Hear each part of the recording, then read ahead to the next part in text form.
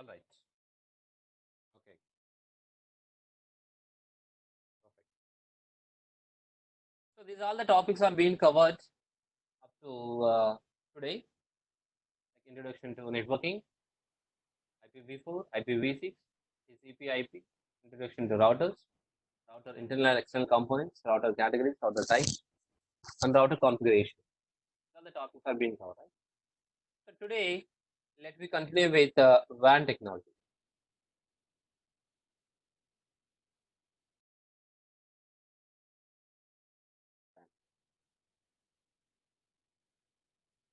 So before discussing about WAN technologies, let me begin your previous class. What is how to configure router initially by using some commands. Cisco iOS modes are user mode, privilege mode, global configuration. Like user mode is a router with greater than symbol is what? User mode. And hash is a privilege mode. The show commands can be executed here, like a show version. You can get router software and hardware information about show version command. So running config is a file name for RAM. So startup config is a file name for what? NVRAM. Is permanent configuration. So flash.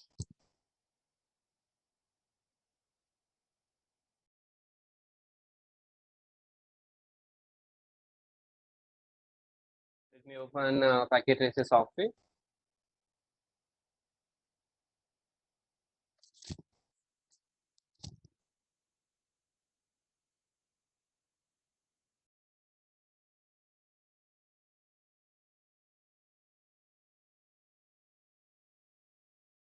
So this router is being powered on. Is going to booting it now.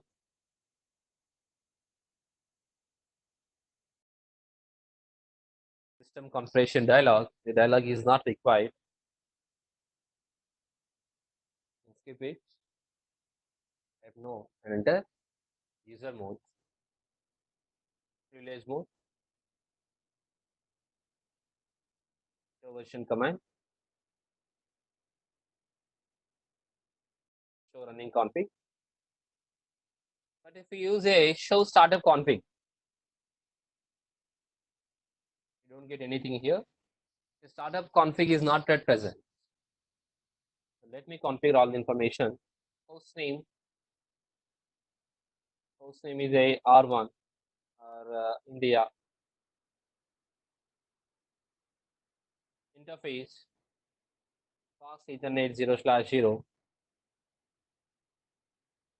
The mistake here, the spelling mistake. Fast Ethernet 0/0. IP address. Say my example IP address is 10.0.0.1. Subnet mask. So shut down. Exit. Line console. Port number 0. Password zoom. Login to activate it. Exit. Line VTY for 5 sessions. Password. Login. Enable password. Is all the configuration part will be stored in a which memory of the router now? Like I assign the host name of router, IP address to router, and console password, VTY password, enable password is all the information. Is all the configuration part. So primarily will store in where? Not in NVRAM. Is all the information be stored in where? RAM, right? Even what is the RAM file name? So running hyphen config. Enter. Now you can get your host name is a India. Enable password is Zoom. An IP address and passwords. You can get it all information. But if you show startup configuration, startup config is not at present. So primary is all information present in way running configuration, right? We already discussed. Suddenly my router is being rebooted, restarted. Can you get back the spikes? There is a power on button, off button. If you click on here once, the power off. Again, if you click on power on. So no information, you are erased. All information is what? Erased. Let me do it now. Now it is power off. Again, power on. Go to CLI.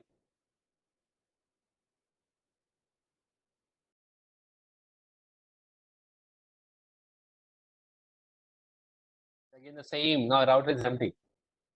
Continue with configuration dialog means what? Router is empty now. We already configured host name India, IP address 10.1, passwords, everything is been arranged. Why? Because primary source is what? RAM. Then how we can get permanent configuration means, let me configure once again host name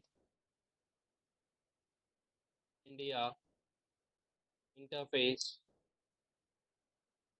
pass Ethernet 0/0 IP address 10.0.0.1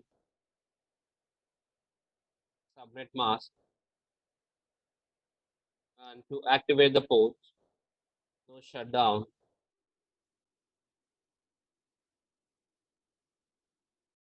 exit line VTY 024 sessions, password is Zoom, exit line console port 0, password is Zoom, to activate login, enable password is Zoom. Right. So we already configure, right? This is all information be stored in a running configuration. Now manually we need to copy from running configuration to startup configuration. What was the command means? In previous mode, use command is copy running hyphen config space from where to where? Config to running config to startup config. Startup config. Enter. Destination file name. Same file name. Enter. Copy.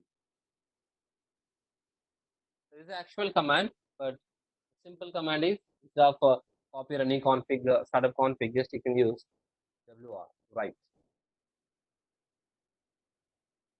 Actually, is the command WR. Write memory.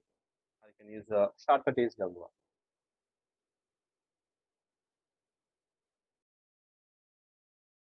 Like after your configuration is being saved, copy it. If your router is restarted, rebooted, no problem at all, because we have a permanent configuration.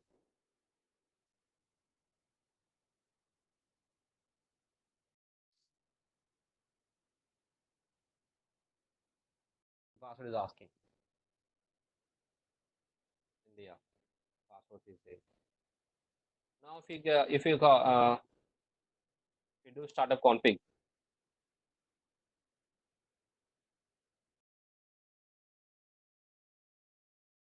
get all the information. Right?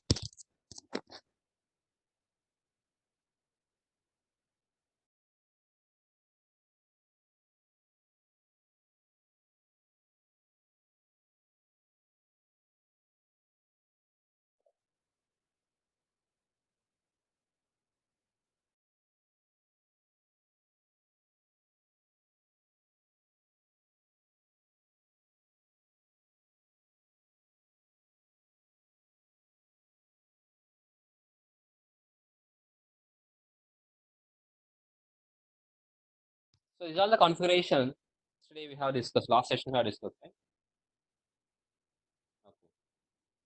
So today our main topic is WAN technology. Let's consider first router R1 router, and second one is a R2 router. Two routers in different locations. So you consider as a different branches, like branch of is 1 and branch of is 2.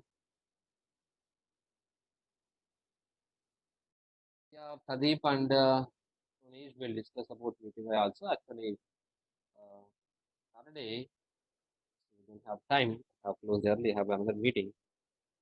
At the end of the day, we'll discuss about design.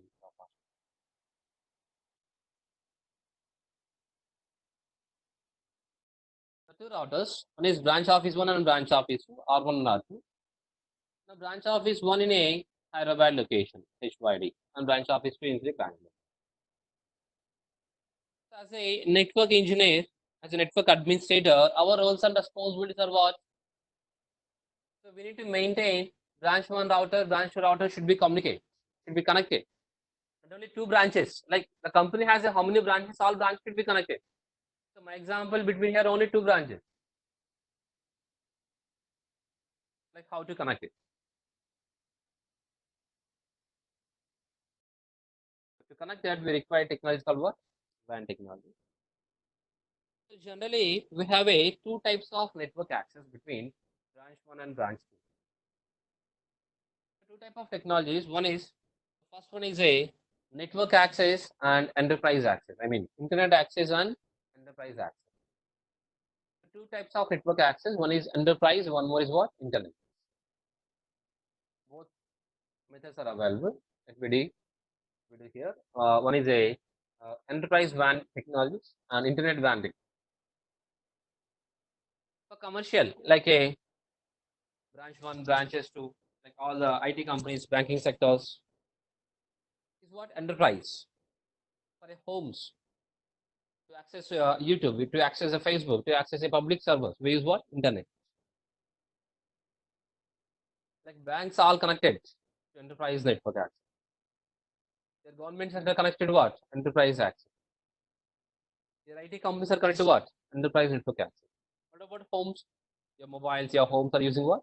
Internet access. But what type of technology in a enterprise and what type of technology in internet means? In enterprise, we have dedicated technology, switch technology, and VPN technology. These are the technologies. These are the methods. Dedicated, switched, and VPN. The dedicated are laser line technology, circuit switch and packet switch technologies. The VPN we have GRU VPN and IPsec VPN.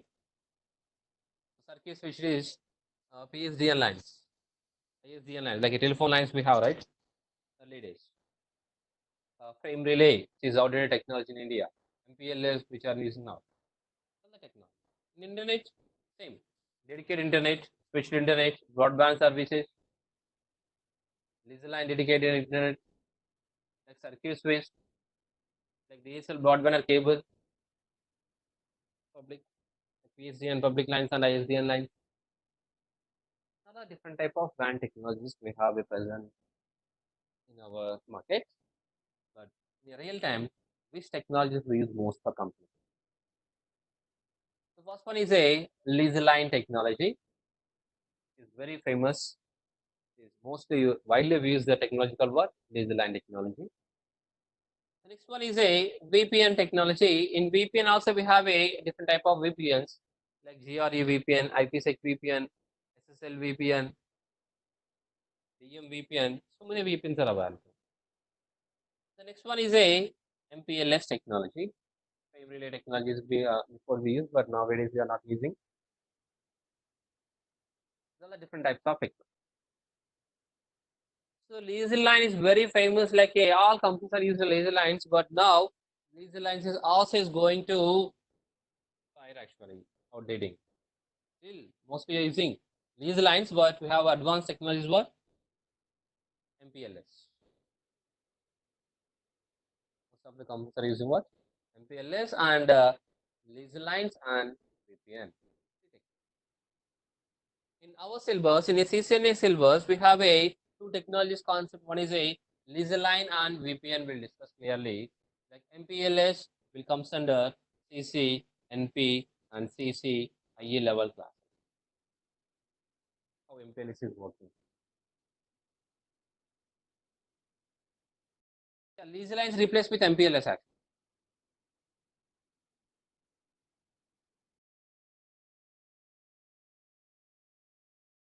Now for internet, broadband we are using internet for your home. The technology. In copy it now clearly, and we'll discuss about laser line technology. And coming sessions we'll discuss about VPN technologies also. Today our main concept is laser line. How laser lines have been connected, what is the configuration, what is the connectivity, and and topologies. All about this technology we'll discuss today.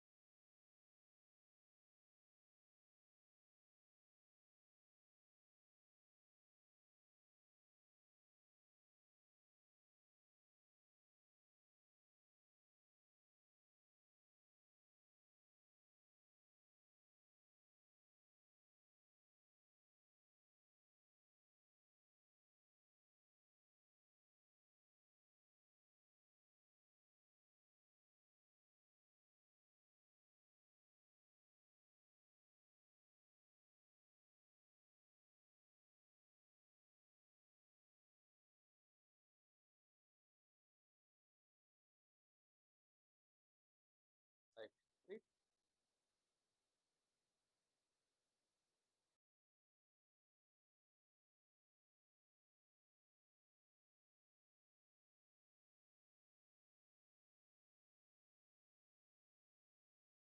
Okay, before discussing about diesel line, dedicated line technology, if we take over about broadband services, how the broadband has been working.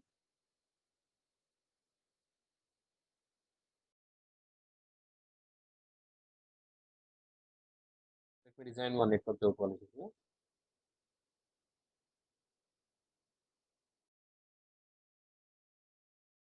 is all devices connected to generally a Wi-Fi router at your home or office or cables, right? Wireless, wireless device WAN port to ISP.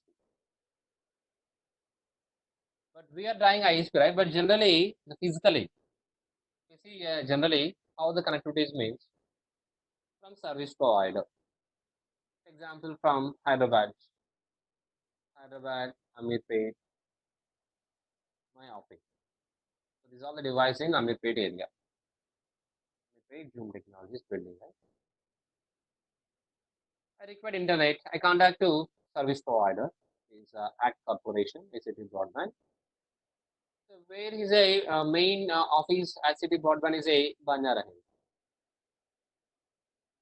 From Banjara Hills, they'll provide directly cable to my office organization. Not actually, right? So what service provider is doing is, so they'll check from Amirpet area how many customers we have. City Broadband is going to survey in Amirpet area how many customers we have.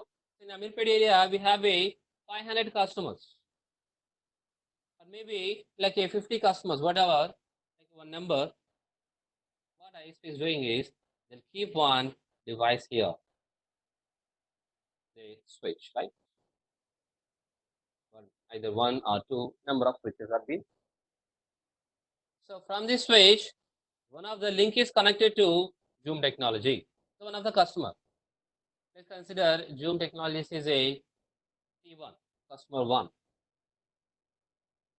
Now from the same switch, one more customer is connected. Let's consider this a customer two. The same switch, customer three, like customer four. Number of customers are connected, right? So from this switch, they'll keep one optical fiber cable to your main Banjara Hills office. So this is how your broadband connectivity is being done. So what is the problem actually here? Very, very important points. Try to understand clearly, guys, here. So now we are using a broadband connectivity, right?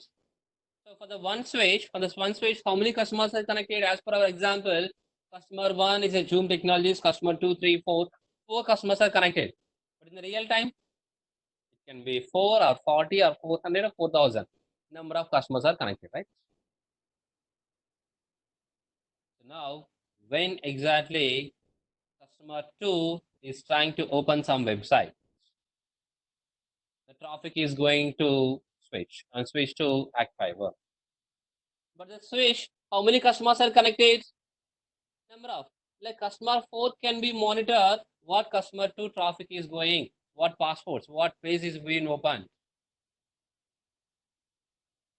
They can monitor like maybe when customer 3 is trying to access something, now the Zoom technologies like our cyber security department team can be monitor what customer 3 is trying to access the traffic. Right?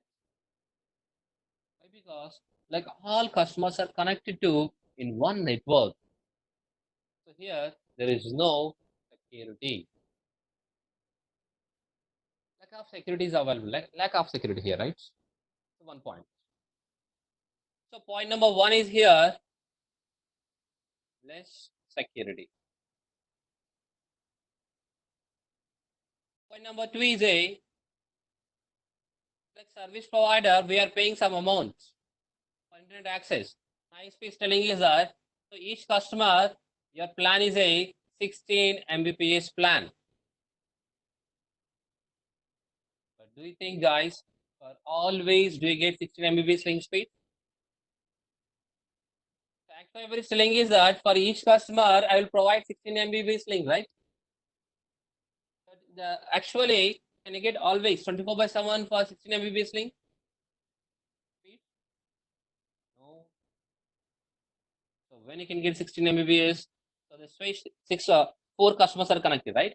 Like customer 3 is not using internet, customer 3 is not using internet, customer 4 is not using internet. Then what service provider will do? Okay, customer 1, now we can access 16 Mbps.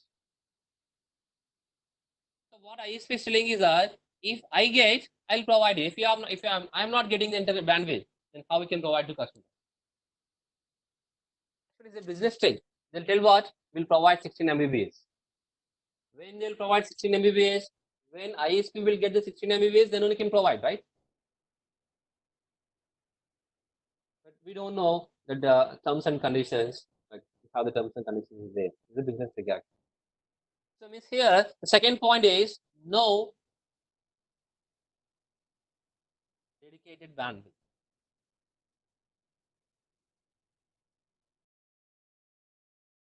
No dedicated bandwidth. 2 points. The first point is a no security, like all customers are connected to one network, like each customer can be monitored other network traffic clearly, easily. Moreover, he's telling you 16 Mbps, but we don't get any 16 Mbps, no dedicated bandwidth. One more very important point is, guys, here. So for customer one, I'm a Zoom Technologies, right? Like we are not getting internet access. Something is being went wrong from ISP side, or any here link is have failed, or maybe here link is failed. Something is went. There is no issue from my computer, like from my network, my office. Within the office, there is no issue. The issue from service provider. I make a phone call to service provider. Service provider, we are facing some internet issues. They're not getting internet. Then what service provider do? So thanks for calling. Your complaint is being registered. Will be respond within 4 hours, or maybe will be respond in a 10 hours, or maybe will respond in a 24 hours. Like after 24 hours, they will send one message. So due to the fiber cable down, we are sorry to providing a service, right? Sorry for the inconvenience. Like our network is being down for 2 days. Then what we'll do? Can you demand for service provider? So give me my money back. No, I need immediately internet access. Whatever you do, provide me internet. Can you demand the service provider? Is it possible, guys? We just make a phone call and we register the complaint. That's it. The service provider also has been replied. The reply is what?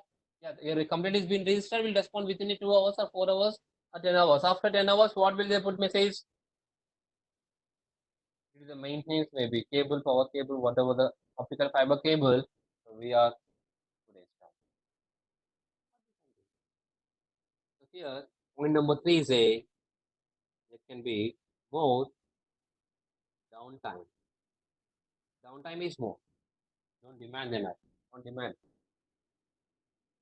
2 hours, 4 hours, 24 hours, more downtime. So these all are with a broadband services, less security, no dedicated bandwidth. I mean, no dedicated speed and more downtime. That's the reason we are getting very cheaper price for broadband. For 200 rupees and for 500 rupees we are getting, right? Because no security, less security, no dedicated bandwidth. It's all happening with what type of technology? Broadband services.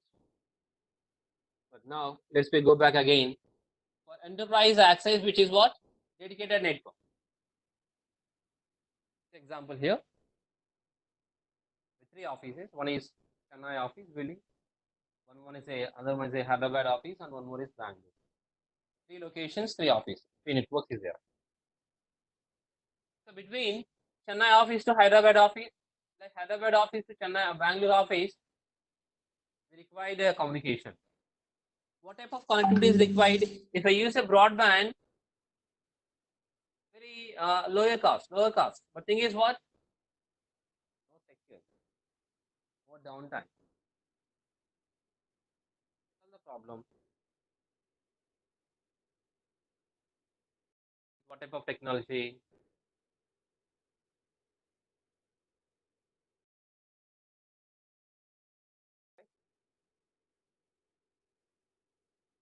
What's the best solution? We have dedicated network technologies available. Like what exactly dedicated is doing is have a separate cable, have a separate line from Chennai office to Hyderabad office. So through this link, no other customers are not connected. Only traffic, only Chennai office traffic and Hyderabad office traffic is only forwarding. No other customers are connected. But if you check here in broadband services, customer one, customer two, customer three, customer four, like number of customers are being connected, right?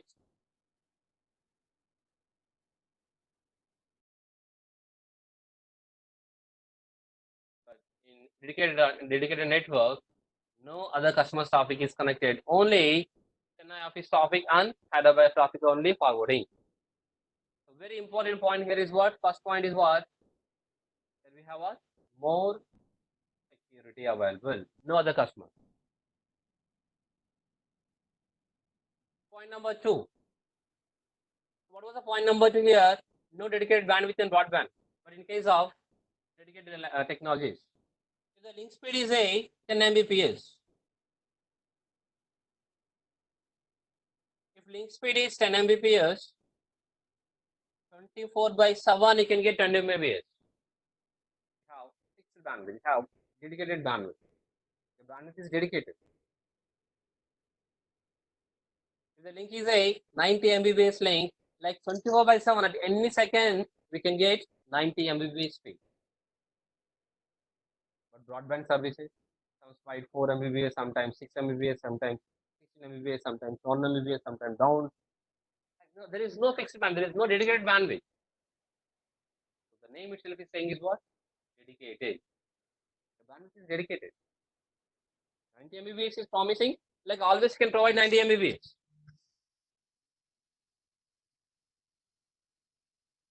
Here we have fixed bandwidth.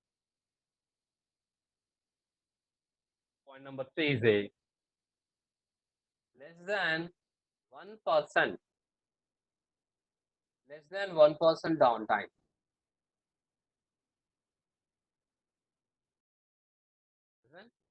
1% downtime means what? Almost no downtime. So this line technology is providing by service providers. So that service providers engineers are very high active in the networks. So they are going to monitor 24 by 7. The link should be always up. They're providing a high speed links. There's no downtime actually, right? So this is a technology we call it what? Dedicated lazy line. What is the advantage of lazy lines? More secure, fixed bandwidth, no downtime. I mean less than 1% downtime.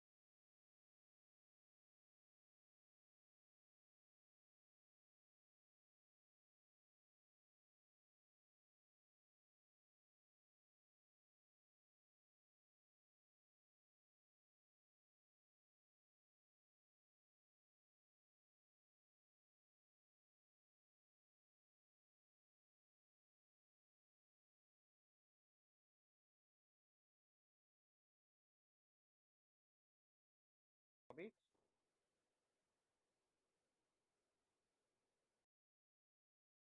Compared to laser line and broadband, which one is the best? Dedicated lines and broadband services. The best.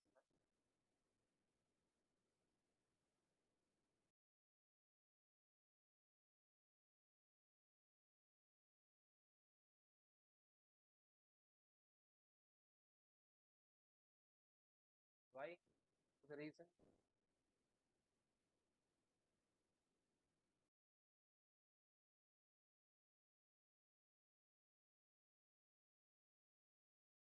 What are the major advantages in a dedicated line? First point is what? Secure. Okay. Security. Because no other customers are connected, only our customers. The branch one, branch is is going. Point number two is a fixed speed. And which is fixed, right? Dedicated bandwidth. Okay, good. Point number three.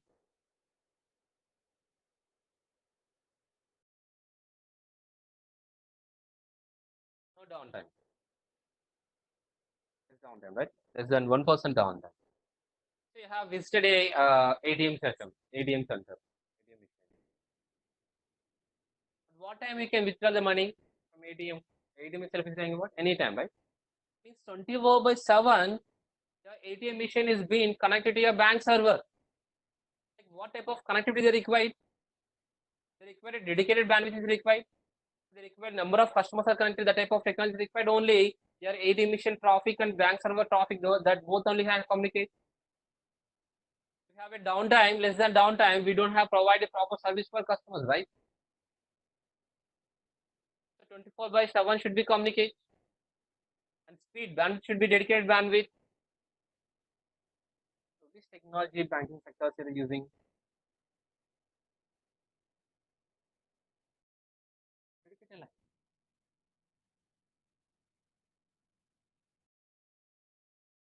Emergency services. All everywhere we're using what type of technology is what? Laser line technology. Dedicated line, dedicated.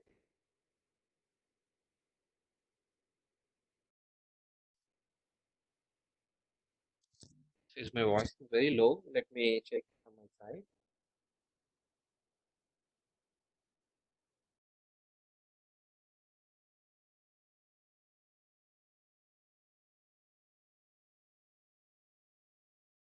Is it clear now? Okay, okay. Right. So next type of technology is a circuit switched. The circuit switch, the same example between the three offices. Chennai office, Hyderabad office, and Bangalore office. Circuit switched.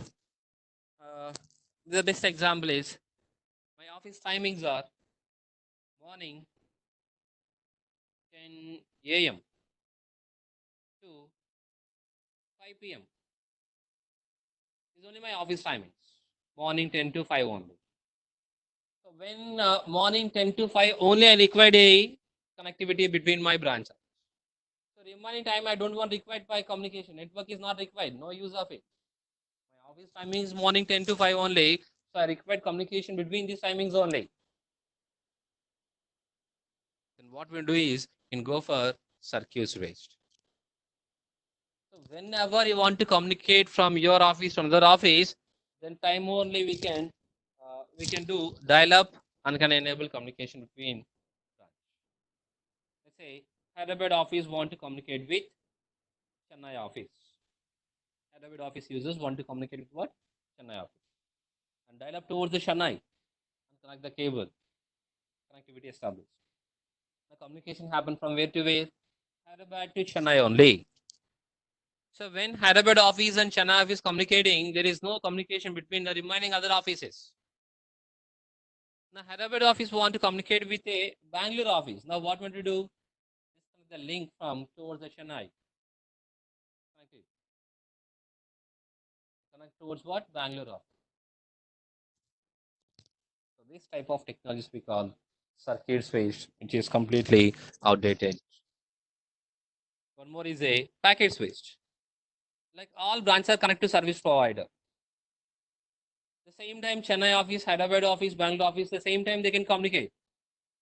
Problem is what here? Like all branches are connected to where? Service provider.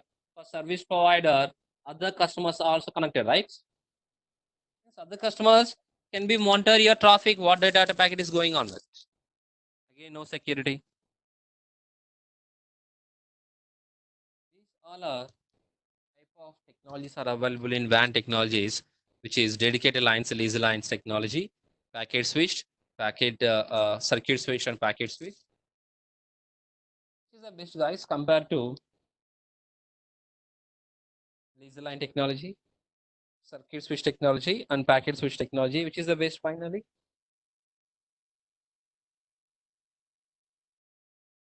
Laser line. Right.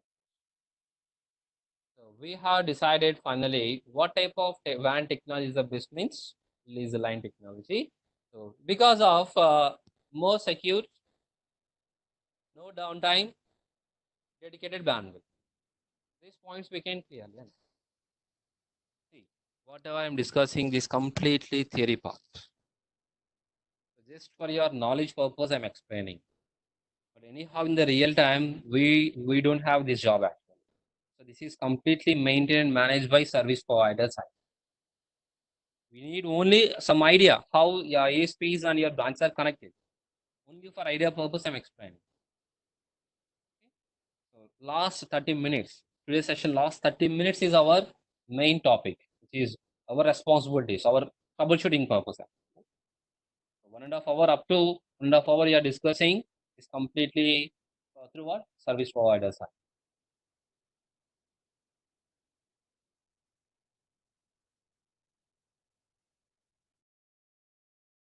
When technology is okay.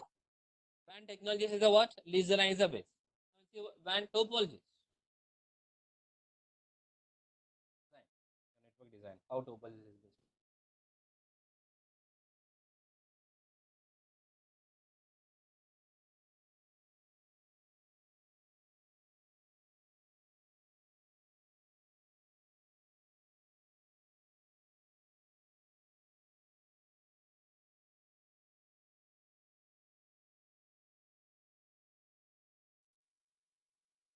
This is our network.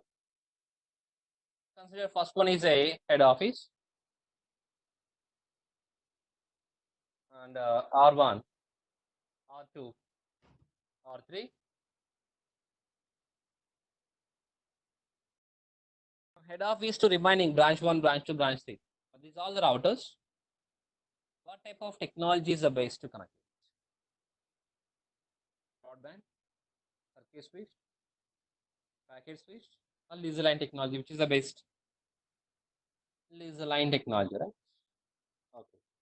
So I'm taking one laser line from head office to R1 router. Towards R1 router is been connected. One more is a head office to R2, head office to R3. Like if we design like this type of topology we call is a hub and spoke topology. Hub and spoke. Head office is a hub, R1, R2, R3 is a spokes. Hub and spoke topology, or we can call it is a star topology.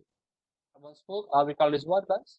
Star topology means number of branches are connected to one centralized branch. We call what? Hub and spoke or star topology. So what is the best thing? What is the best thing in a hub and spoke topology means? Between R1, R2, R3 head office, four offices to connect. We have how many laser lines here? 3 laser line connectivities. 3 connections only. It's less number of connections, easy to maintain, easy to deployment. It's very simple. The problem in a hub and spoke topology is, the problem in a star topology is a thing between R1 head office that fails. R1 head office will they communicate, guys? No communication. Now R1, R2 can communicate? No communication. R1, R3 can communicate? No communication. Here, there is no backup links. There is no redundancy. This is the problem with hub and spoke topology. To eliminate, to avoid this type of issues, we are designing one more topology. I'm making backup links from R1 to R2, one more link, R2 to R3, one more link, R1 to R3, one more link. So if we design like this type of topology we call full mesh topology.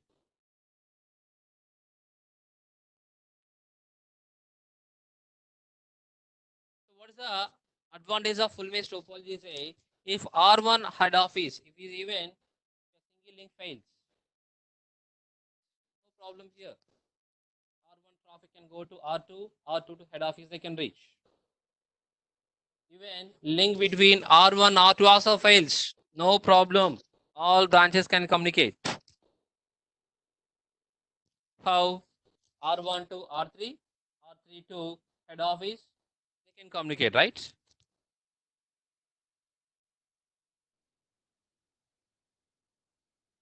So here we have a redundancy is available. Backup is available clearly, right? Is it clear now my voice? Hello?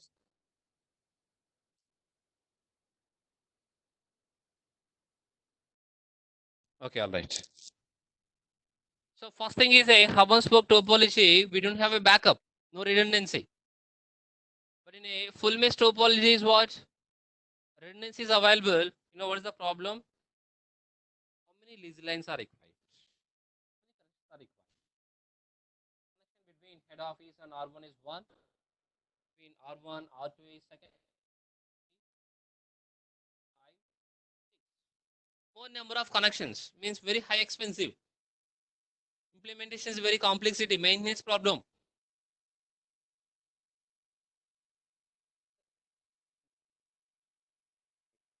Finally, you tell me guys, which is the best? Star topology or full mesh topology, which is the best?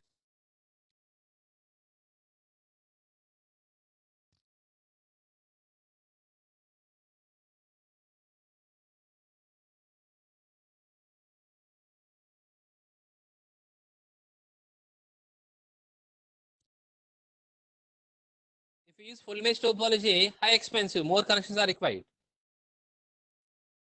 Complex to maintenance, very complexity. More complexity is there. Is a problem. And what we'll do? If we go for star topology, problem is what? Less number of connections, okay. Very easy to implementation. Maintenance is also okay. But the thing is what main? No backup.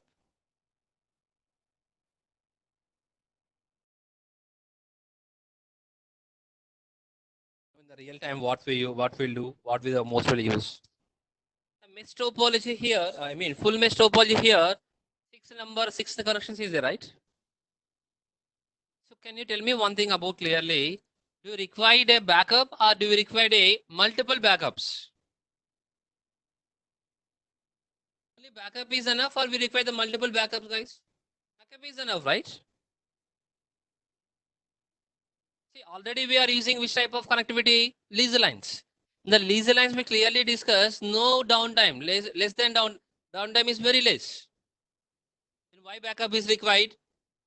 Even maybe there is a chance to down also, we need to maintain the backup.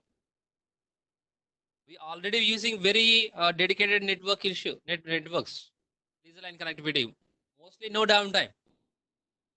Even if the fails also, we are only one backup is link is enough, but we don't require multiple backup links.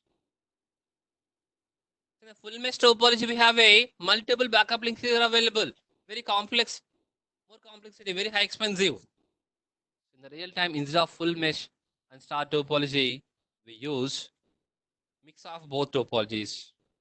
The topology we call partial mesh.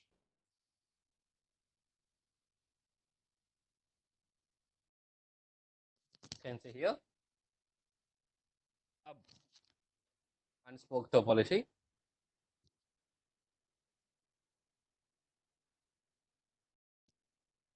easy to deploy, less number of connections. Is what here? No backup, no redundancy. This is the design. Head office is a hub. Branch 1, branch 2, branch like this. The next was what? Full mesh topology. All branches interconnected. Full redundancy. More connections. Complex configuration.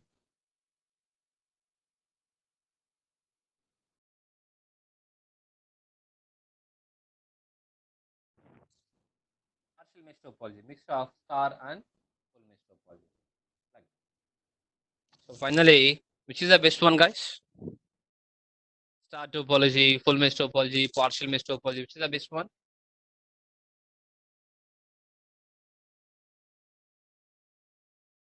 Partial mesh. Which technology is the best one? Lazy line technology or dedicated line tech. I mean, packet switch or circuit switch. Which is the best technology? Lazy line. So technology is a lazy line technology, and topology is what? Partial mesh topology. So we have here we got 2 points. One is WAN technology, and one more is what? WAN topology. Lazy line is the best in the WAN technologies. Partial mesh is the best in what? WAN topologies. Now let me go for WAN connectivity.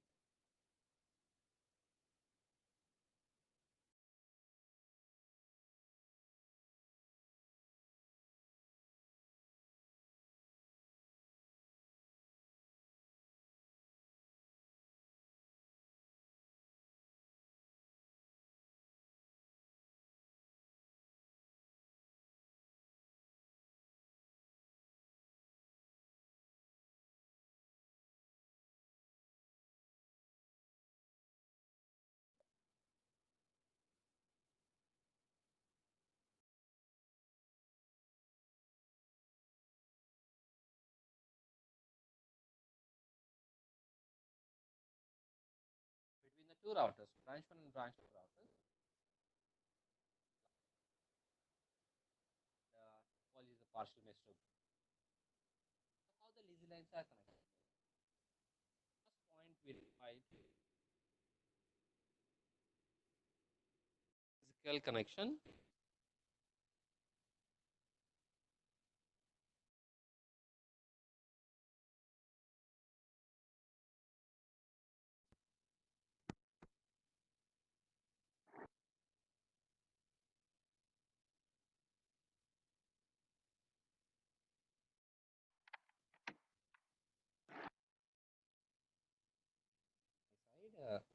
Here now.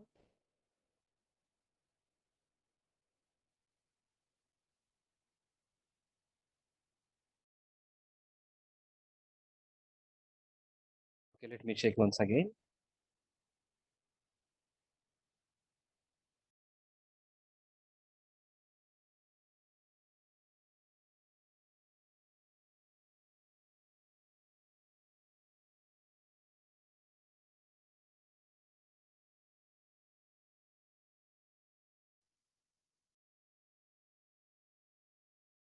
Right, right.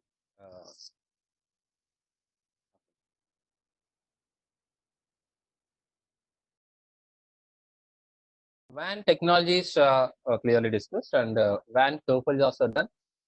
Connectivity between the two branches. The first one thing is we require physical connection, and point number two we require logical connection. Physical connection means what? Cables, devices. Logical connection means what?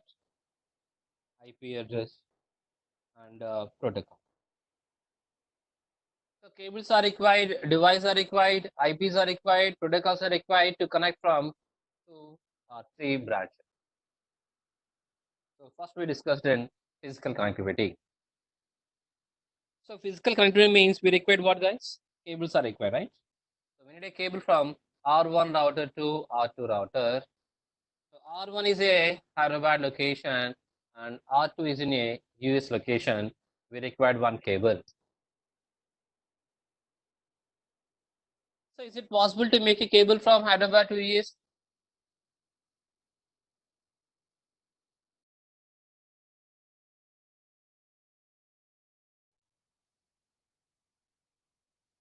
And how? Connectivity is must. So as a companies, we don't have a connectivity, but what we are doing is in worldwide we have some organizations, we have some companies which they already maintain some cabling part around the globe. Like total worldwide, we have some companies is there. These companies are maintaining the cabling. Okay, Tata Services, Reliance Industries, AT&T Labs. So they have a cabling part like worldwide. So we are going to take a line for 6 months. You are taking a line for 1 year. You are taking a line for 2 years. Means taking a line for lease. So this line we call lease line. The companies there are already have a cabling part. We are asking that companies, the service provider, we require the connection. We require the communication from my office to my branch office for 6 months. And what type of package we have? So we require the communication for 1 year or 2 years. Or agreements are required 10 years. So taking a line for lease. So once lease is done, means R1, R2, I have lease period is a 2 years. So for 2 years, link between an R2, R1, R2. So these links take care by service providers up to 2 years. Like complete technologies, like any link failures, any problem, any downtime, like any dedicated bandwidth problem, like any issues between the R1 and R2, which is maintained by what? Telco department side. Then what network engineer will do? If branch one router, branch two router, if is not communicating, your network engineer will check internally here R1 network and R2 network. If they don't have any problem, then what network engineer will do? Will send one a request to service provider. Hello, service provider. From my branch office to everything is been fine. But so between you has a problem, will generate one ticket. Will complain. Immediately they have to respond. You know why? Why? Because we have agreed what? 2 years. Like a telco department is promised less than 1% downtime. So this is between the links are maintained by service providers. We need to go about it. So we need to maintain our internal network only. Your branch one and branch network only between the connectivity, communication, something is maintained by what? Service provider. But how the service providers given the cable means in Hyderabad location, so who is providing the lease line connectivity? Data services, example. And they are maintaining one device is called the MUX, multiplexer. From MUX, they'll provide one copper wire, which is RJ 11, pair of copper wire, RJ 11. This RJ 11 had to connect to router, which port? LAN port or WAN port, guys? From ISP, they're going to connect the cable to router, WAN port. And WAN port types are what? WAN port types are normal, serial, and smart serial, which is 60 pin and 26 pin, right? But ISP is providing RJ11 cables. This RJ11 can be connected to 60 pin? Not possible. RJ11 can you connect to 26 pin? Not possible. Real time, what we do is between the router and MUX, we use one device called modem. So this modem we call CSU DSU modem. So what this modem exactly is doing is going to convert RJ11 signals to your serial port. It can be 26 pin or it can be 60 pin. Okay, branch office 1 serial port connect to modem, CSU DSU, channel service unit, data service unit. CSU DSU modem to MUX by using cable is what? Copper wire, which is RJ11. Same thing like in a other country also, other side also. Like here, ET and T labs, they're providing a laser line from this device called what? MUX2, CSU, DSU modem,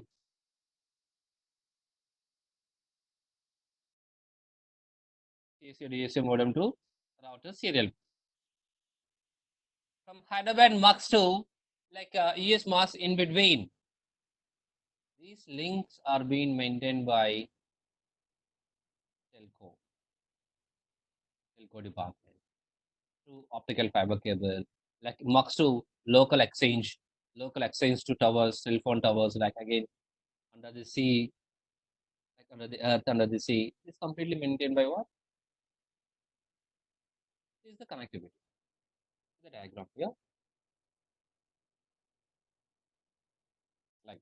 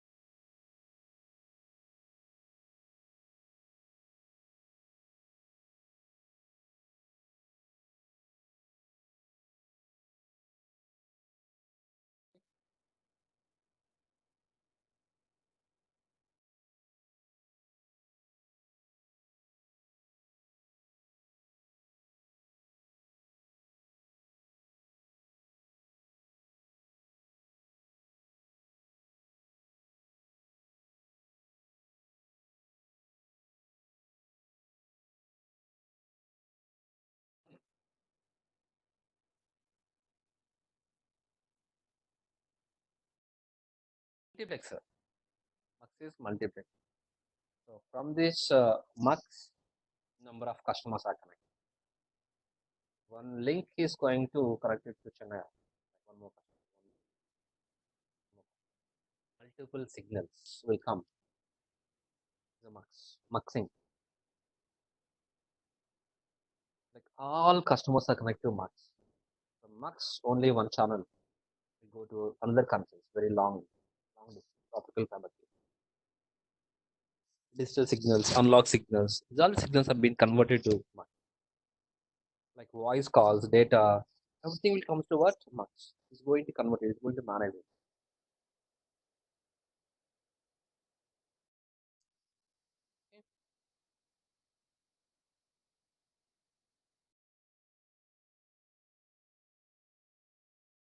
So here, generally,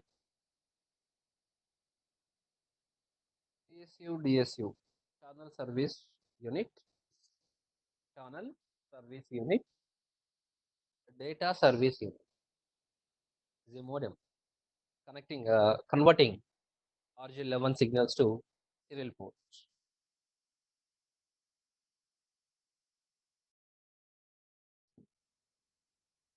Let's back to our internet connectivity. Service provider will provide the speed, right? It's providing what 16 Mbps speed. So this providing speed will come to our router, right? Means our router is receiving the speed. Who is providing the speed? Service provider router. So here, service provider router is a master device, and our router is what? Slave. Master and slave. The device which generate bandwidth, the device which generating a speed, we call it as a master router. The device which accept it, receive it. The device we call slave, master and slave. But in technical terminology, master is nothing but DCE, device which generate the speed. The device we call DCE device, data communication equipment. The device which accept the clocking. Clocking is nothing but bandwidth. The device we called DTE, data termination equipment, data communication, data termination. So these devices types we have to understand clearly. Data communication equipment means the device can generate it. How much bandwidth generate it? See, ISP can generate 16 Mbps or 116 Mbps, like maybe 1 Gbps also can be generated. Whatever the generating, that is generated by what? DC device. We'll accept it. Here, in our network diagram, which is a DC device and which is a DTE device? The laser line connectivity, which is a DCE and which is a DTE. Can you tell me?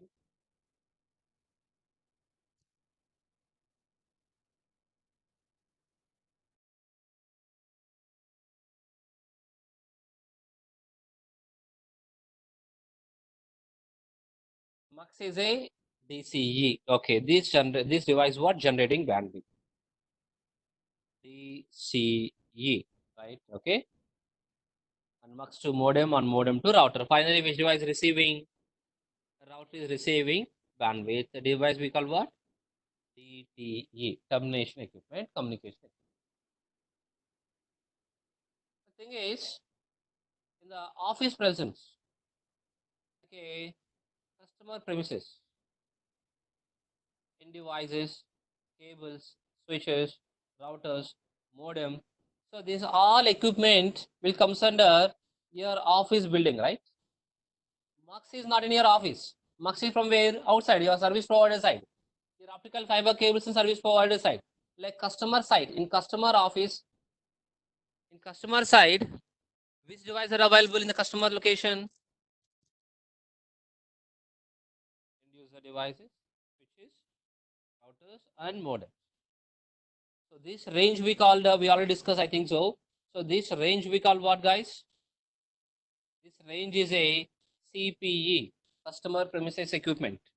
In CPE range, which one is a master and which one is a slave? I mean, which one is a DCE and which one is a DTE?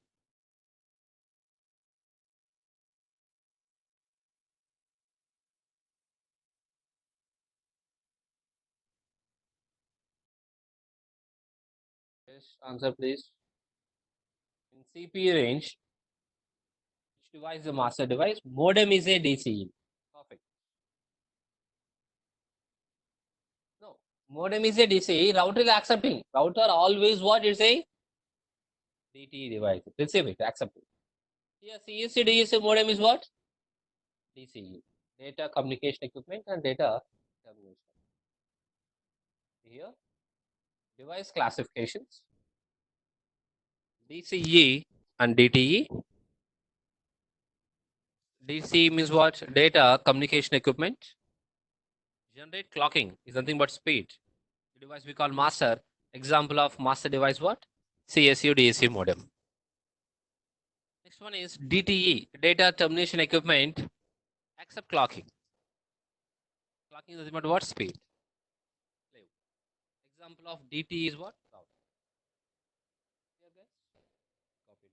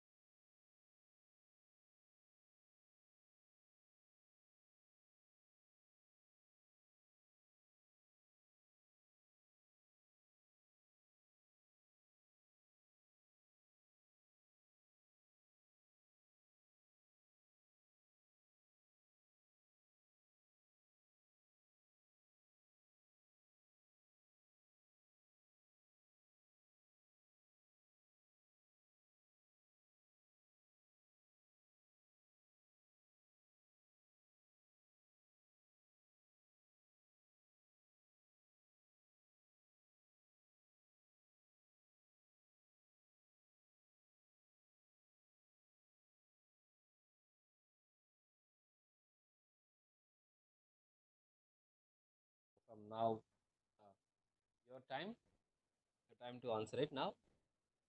First R1, R2, two routers.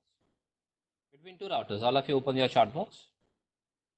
If R1 is in a Hyderabad location and R2 is in a US location, between two routers, what type of technology is recommend you? What type of WAN technology do you recommend to connect both devices?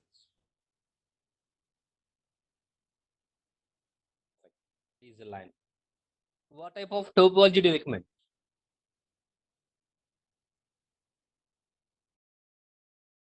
Topology, WAN topology. Partial mesh.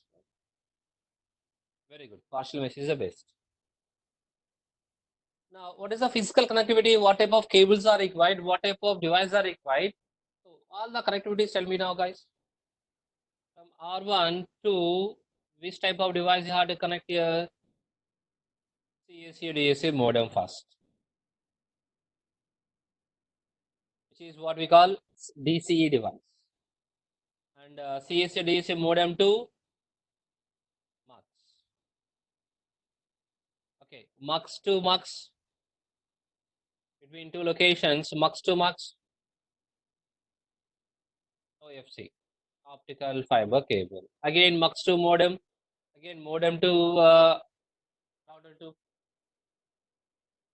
So this is the connectivity also, right? When if two routers are in a different locations, one is in Hyderabad, one is in the US, but my question is here, simple question is, R1 router, R2 router, both are in the distance is a short. If distance between two routers is very short, R1 router, R2 router in my office only, within a office only, within a one floor, within a one room only itself. Two routers we need to connect it now. So to connect when the routers between the distance is very short, you require optical fiber cables here. You require the MUX here. Do you require the CSC DSC modem here? No. So this all equipment is being replaced with one special cable called V35 back-to-back cable. V35 back-to-back cable, right? Let me show you that cable. This is the cable.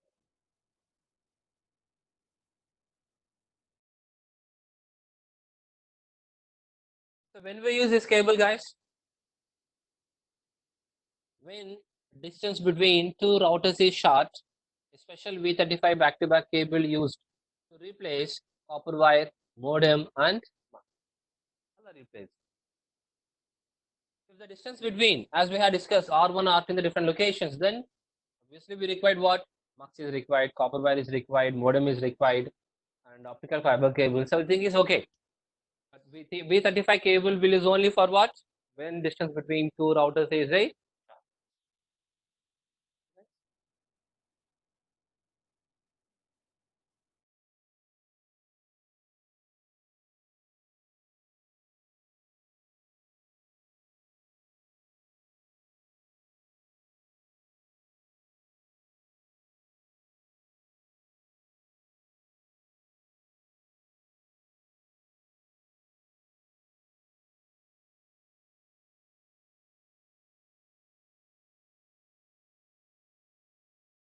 so distance between two routers is short, and I have replaced with V35 cable between R1 and R2. Let me select cable R1 to R2. I'll use V35 cable. Right now, you tell me, guys. Now, out of R1, R2, which one is a master, which one is a slave? The real time, actually, CSC DSC modem is a master, your router is a slave. But in this case, which port, which device is a master and which is a slave? R1, R2, V35 cable is connected. Why R1 is master and why not R2?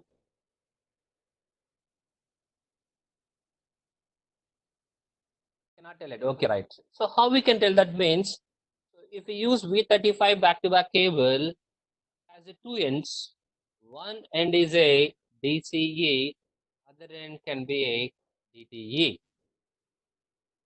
If DC end you are connected to R1 port, R1 is a master. If DC end you are connected to R2 router, then R2 is a master. It's up to you how you are connecting the cable with 35 cable, how you are connecting. It depends upon your hands. You're connecting DC end to the R2 router, and R2 port is a master router. If DCE and DTE depends upon what cable connected here. So on the cable, if you see the top of the cable is clearly printed DCE and DTE.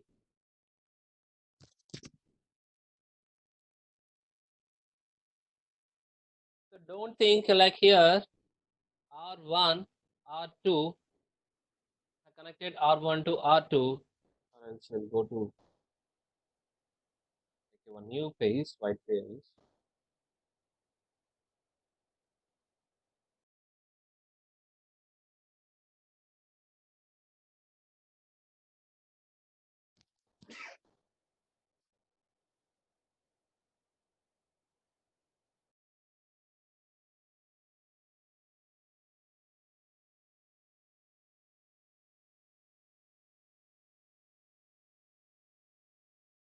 Is R1, is R2. R1 DCE, R2 port is in.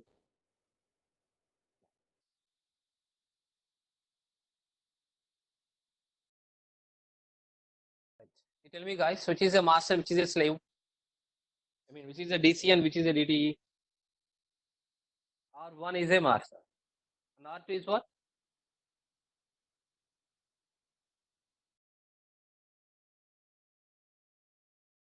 Come again. Is it right answers? Is it right answer? Everyone can agree? Think about it once again and tell me the proper answer. R2 is slave, R1 is master. Is it right?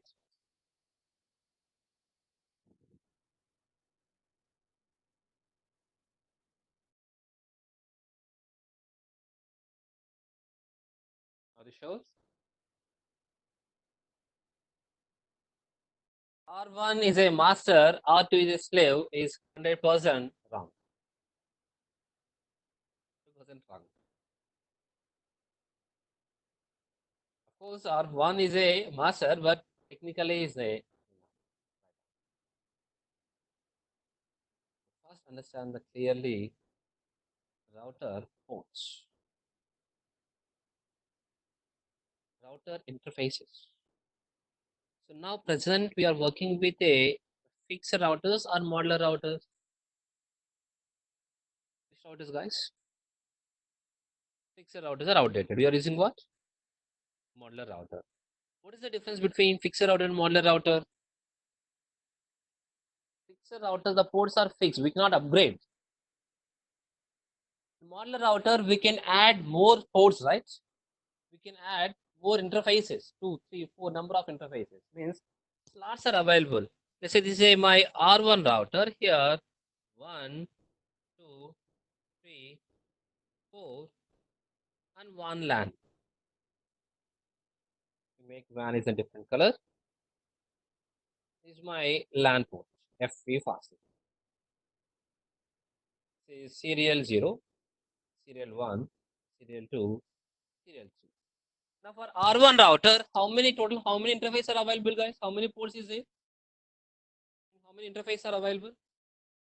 So total number of interfaces are what? 5. Out of 5, 1 is a LAN port, and 4 are what? 4 ports are what? WAN ports. I mean serial ports, right? Now from serial 3 port, from serial 3, I have connected to R2 router.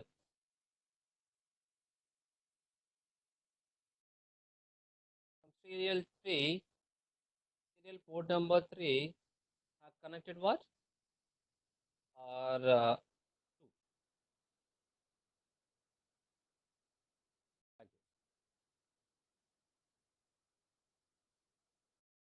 From R1, which port I connect to R2 router? From R1 serial port number 3 I connect to where R2 router. Now you tell me guys, which is a master, which is a slave?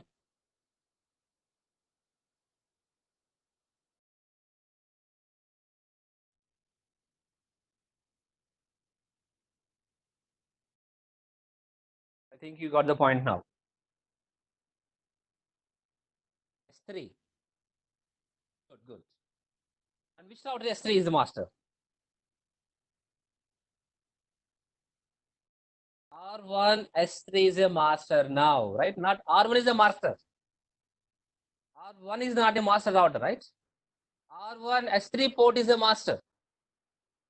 We can't say R1 is a master router. In R1, serial 0 port is there, 01 is there, 02 is there, serial 3 is there. Maybe can have a number of ports also, but we can't say like all ports are masters, right? In R1 route is not a master. R1 serial port number 3 is a master. Perfect. I got the point clearly now? Right. So R1 serial port number 3 is a master, means it can generate the bandwidth. Doesn't mean R1 serial port only transmission the data. It's not like that. R1 can transmission data and R2 also can transmission. Data transmission can both can possible.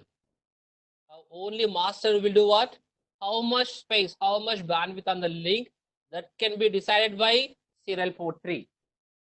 Only bandwidth is defining. Like once the bandwidth is defined, R1 serial 3 telling is that my bandwidth is a like a 1 kbps or maybe 5 mbps, maybe 1.5 mbps, something. Example 1.5 mbps or R1 serial 3 is being decided. So what R2 will do? R2 serial port will do what? Okay, I'll accept it. It is also going to maintain 1.5 mbps speed. So master and slave devices, I mean DC and DT devices can only decide the speed, generating the speed only. Data transmission receiving can both are can be possible, sending and receiving.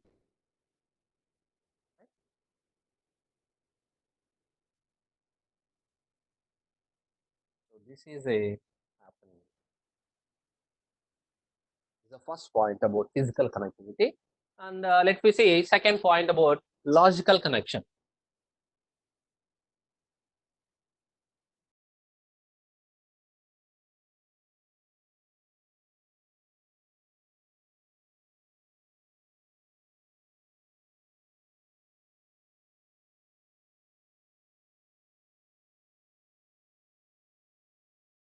R1, R2 routers are connected.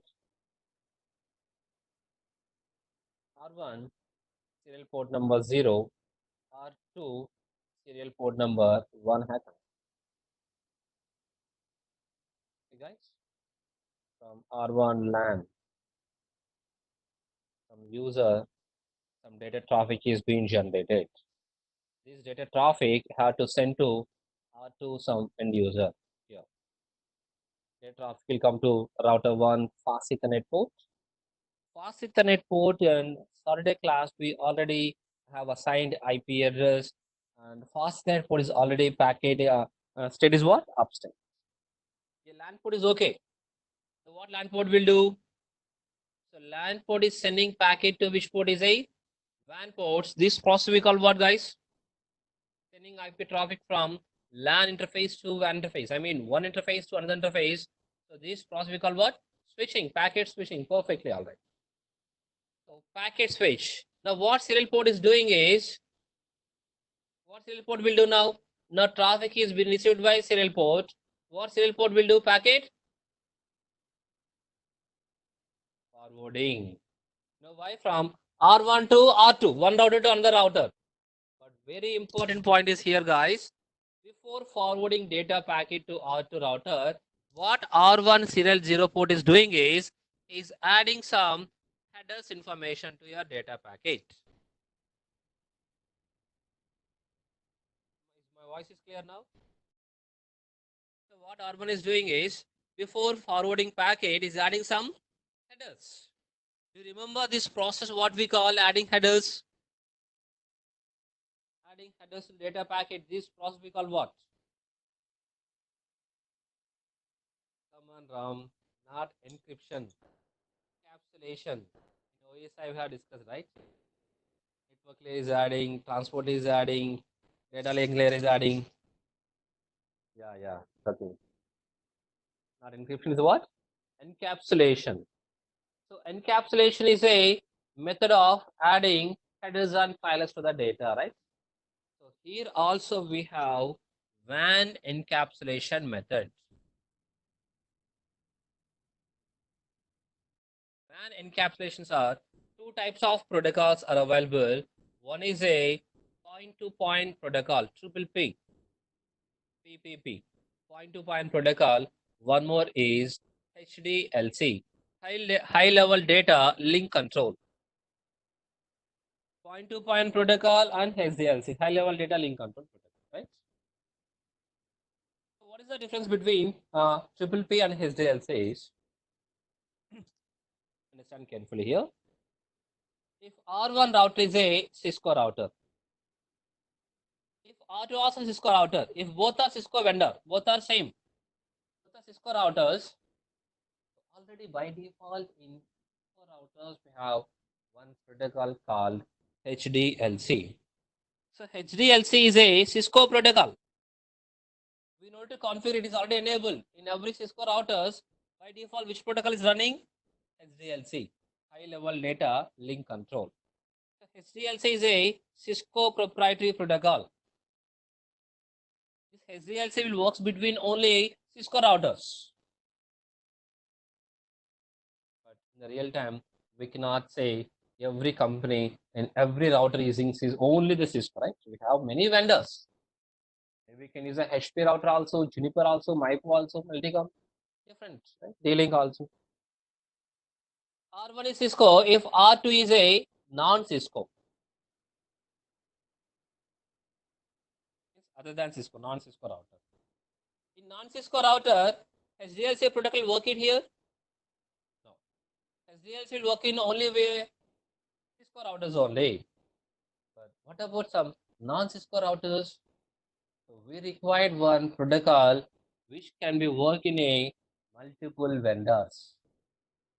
Like that protocol should be working in Cisco. The same protocol can work in what? In other Cisco routers also. So we required one open standard protocol. We required one open source protocol. So that open standard protocol is what, guys? Triple P, point-to-point protocol. So first difference between point-to-point protocol and HDLC is a point-to-point protocol is a open source, means it can be support for multiple vendors. Even point-to-point protocol can work in Cisco and non-Cisco, both can, all multiple vendors can be work. HDLC is what, guys? HDLC is only Cisco vendor. Cisco routers only work. This is Cisco protocol.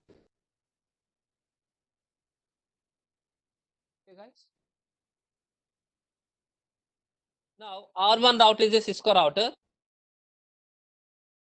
If R2 router,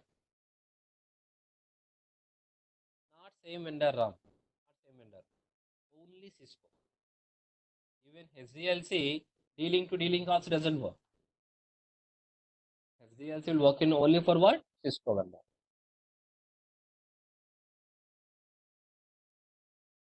If R1 is a Cisco router, if R2 is a Cisco router, then which protocol we use?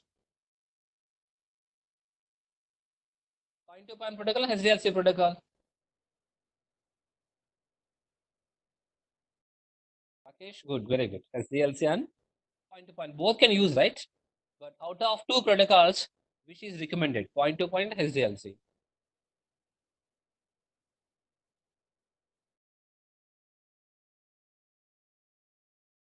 Point-to-point protocol is recommended. You know why? So why? Because, so to understand this concept clearly, how point-to-point is a very important in the real time. So first you understand R1, R2 routers, how they are connected, in between what type of equipment, what type of device are available. Let me repeat once again. Tell me it now.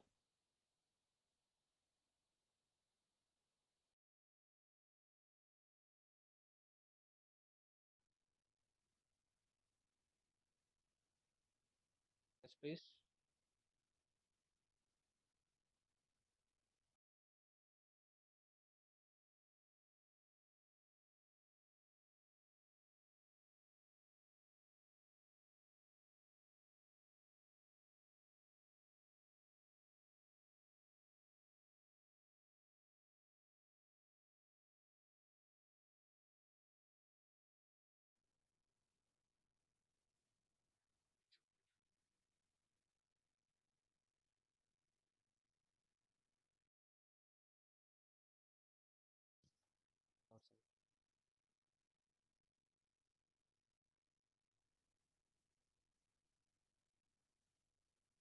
I'll repeat it once again. Okay. If Cisco router in R1, R2 is also Cisco router. Both are Cisco routers. We can use what? SDLC also. Or you can use what? Point to point protocol. But which is recommended means to understand, I'm telling is what point to point is the best. You know why? So to understand how point to point is important means you require very good knowledge on R1 router, R2 router, how they are connected in between, what type of connectivity is there. Like generally, R1 to CSC modem, CSC modem to MUX, and MUX to optical fiber cables, telco department, or Tata Telecom department, right? Or Reliance Industries, like some like service providers, right? In between we have. So the connectivity is going via what? ISP. R1, R2 via ISP is connected. So what attackers are doing is they are creating one router here. So the router name is R1. Connect to same service provider. And they're using Cisco router. And what are the IP address have assigned the same IPs are using. So means your router R1, they're creating one duplicate router here. It's also connected. So he is sending one data packet to R2 router. Hello R2. Now actually original router is what? These are original router. These are sending one packet to R2 router. Hello router. Now what R2 will do? Now both packets are being received by R2 router. Like how R2 router can trust which is a genuine? R1, first R1 or a attacker router, which is a genuine? How R2 will decide it? Which is actual router, which is a fake router. So how R2 can decide it now? Headers. Okay, if you use here, R1 is using a HDLC header. Now R2 also using here HDLC header. The same headers.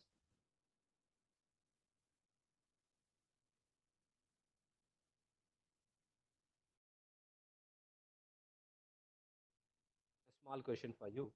Have you seen like any old films, like a James Bond films, like they're exchanging some, if they're doing some smuggling, one person, two-person will came here and they will exchange one some codes, right? How they're exchanging, how they contact a who is authorized person, some codes they exchange, right? If code is matching, right away, okay, you are.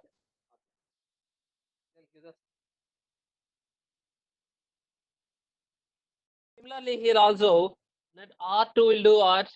I'll go for authentication method. I'll go for what? Code methods, key methods. They're giving what? Some keys, authentication, password. Like R2 is telling is that like R2 already have a some password is there. R2 password is, let's say key is a P123 is the key. Now R1 is also we need to configure P123.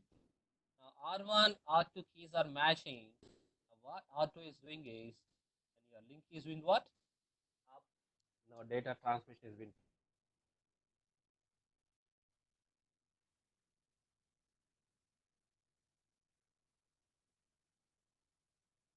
Now how attacker will come to know? Like how attacker will come to know which keys are configured, right? If key is not matching, the R1 key is a some key. P123. The actual key is what? P123. If key is not matching, your serial 0/1, your serial link is what? Down. No data transmission.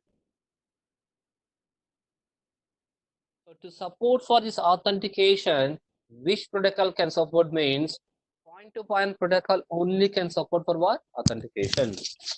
The very important point is which protocol, which WAN encapsulation method can support for authentication is a point-to-point protocol.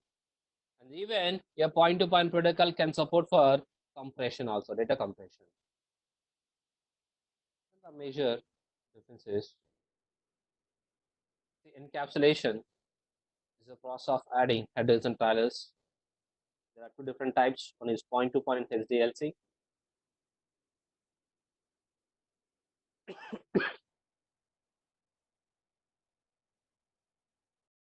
Point-to-point protocol is a open standard, supports authentication, supports data compression. SDLC, high-level data link control. Vendor proprietary means Cisco protocol. No support for authentication, no support for.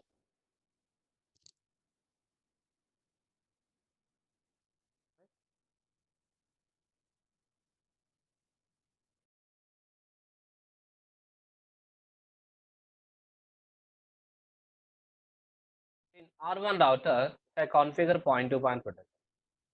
R2 router also I need to configure what? Point-to-point protocol. Then only in between your link is what? Up. If one end is if you use point-to-point protocol, other end if you use SDLC protocol, your link is what? Down. Encapsulation mismatch.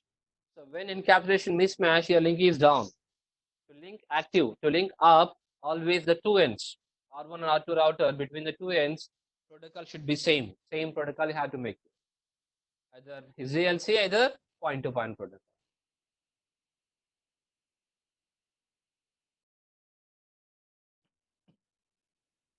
So now, let's see the configuration part.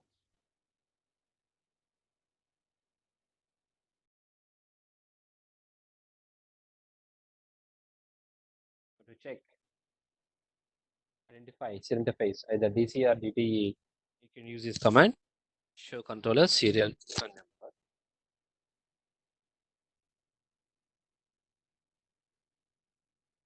Interface serial, port number, IP address, no shutdown, clock rate.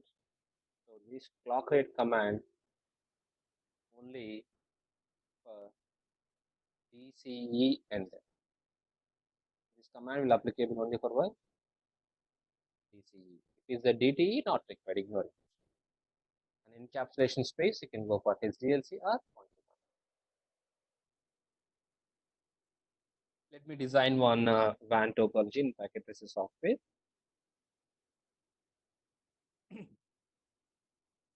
R1, R2, R3,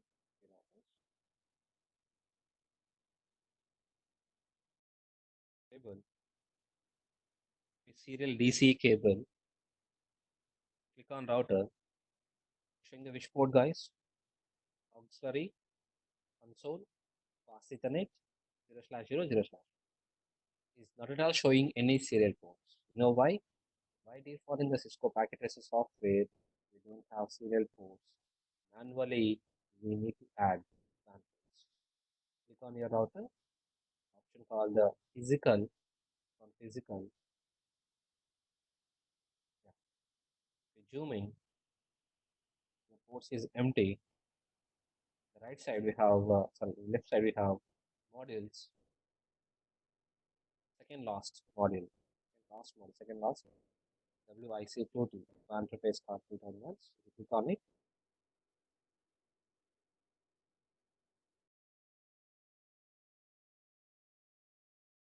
these ports. Going to add here. Before adding, power off, drag and drop, and power down. Same thing for 3 routers. Power off, drag and drop.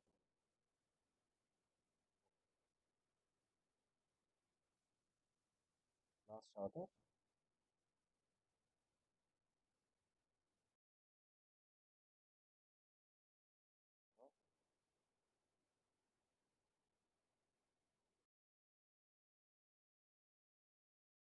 Now if you take a cable, just showing the clock symbol, DCE,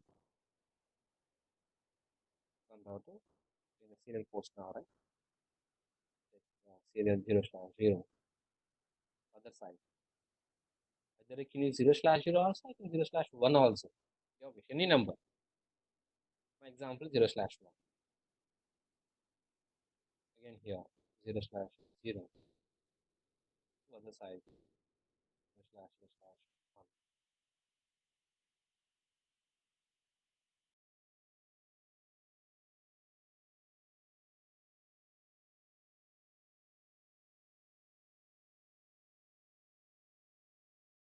Is first router R1.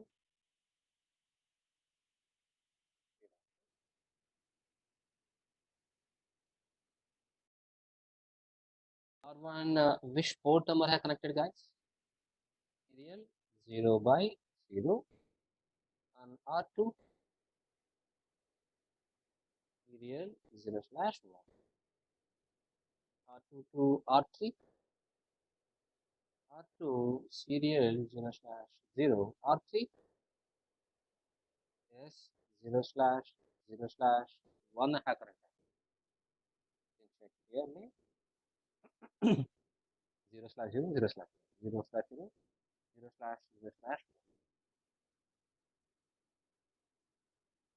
Now, R1 router, R1 serial 0/0 is a DCE. What about R2 0/1? If R2 serial 0/0 is a DCE, R3 0/0/1 is what? Now, which are DC devices? Which are the master and which are slaves? Tell me now. Master. Which ports are master and which are the slave?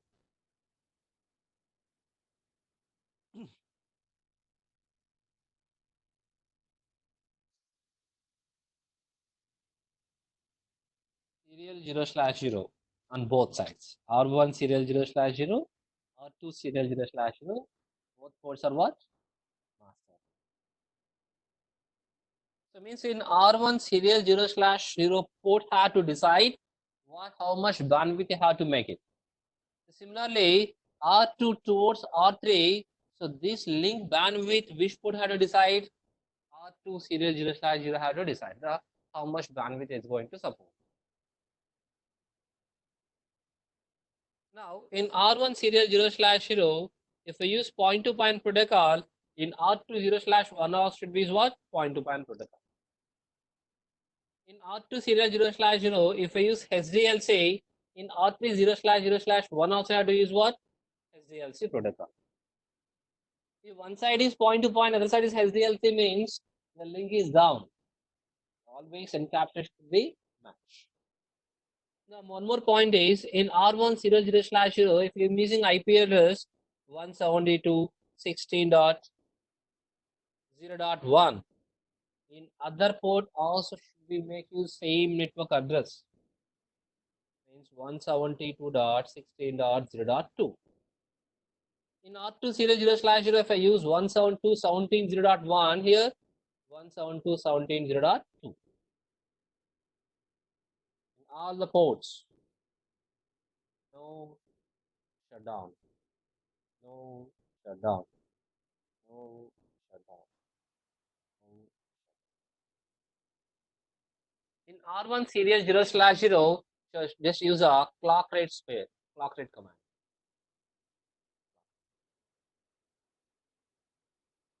That's it. So first one is IP address, no shutdown, triple P, and clock rate. And if all interfaces have been configured, a link between R1 R2, this link will come up. Similarly, link between R2 and R3 also link will come up. So this is our part. Network engineer has to maintain this configuration. Between the cabling part and service ports can manage it. Yeah, remaining ports he can shut down or he can off also, no problem. But you have to make sure, so these ports should be active. Okay. So first let me configure R1 router. R1, which port number you have configured, guys? R1 serial 0/0, right?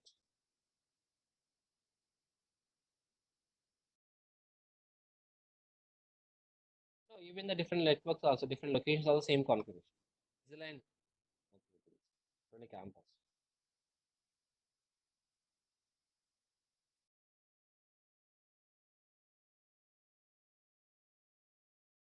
Let me change the host name.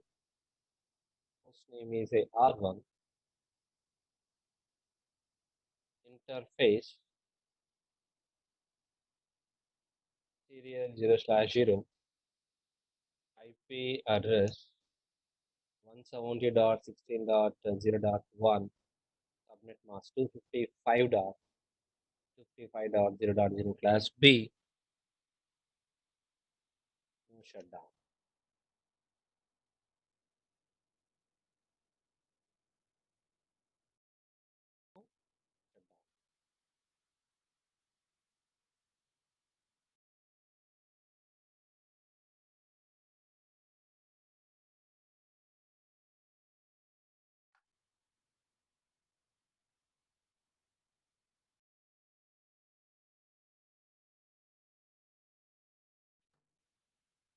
Now heading is here serial interface issue. Troubleshoot is a concept now. So which interface just we have configured? Serial 0/0, right? Serial 0/0 port status protocol. Two options. Let me back from the part. Let me show you. In R1 router,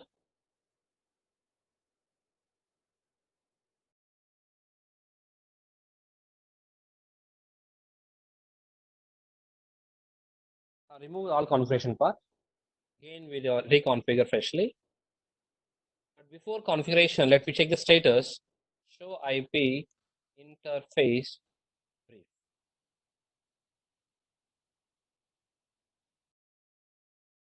Okay, guys, we just concentrate on serial 0/0. Other ports are not required. Serial 0/0 port, you concentrate it. Serial 0/0 IP address is what? Unassigned. Status administratively down. Protocol down. Status is administratively down. Protocol is what, guys? Down.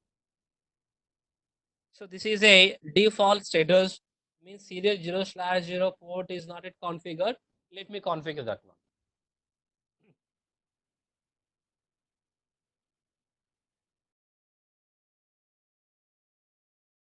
Interface serial 0/0 IP address 172.16.0.0/1 255.255.0.0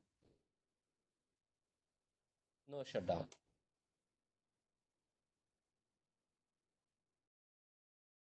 Now two commands, IP is assigned and no shutdown. Now back to privileged mode. If I check again the show IP interface brief command, now what is the status, guys, here? Status is what? Down. Protocol is what? Down. status is down, protocol is down. Why? Given IP address and I entered no shutdown command also still showing the down and down. Why? What was the problem?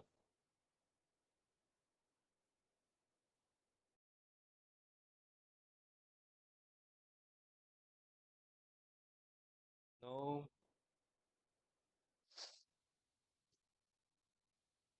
Come on, try to guess it. In R1 serial 0/0 have assigned IP address and have entered no shutdown command also, but still showing the down and down. Why?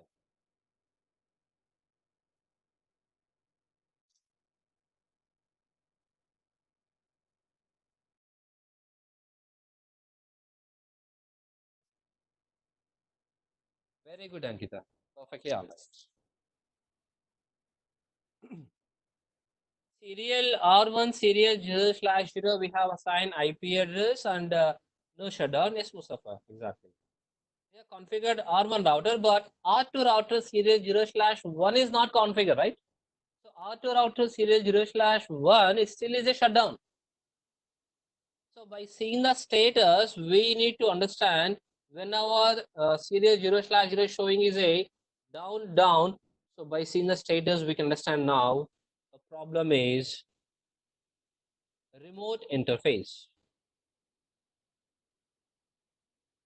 Remote, not router. Remote interface. Remote router interface.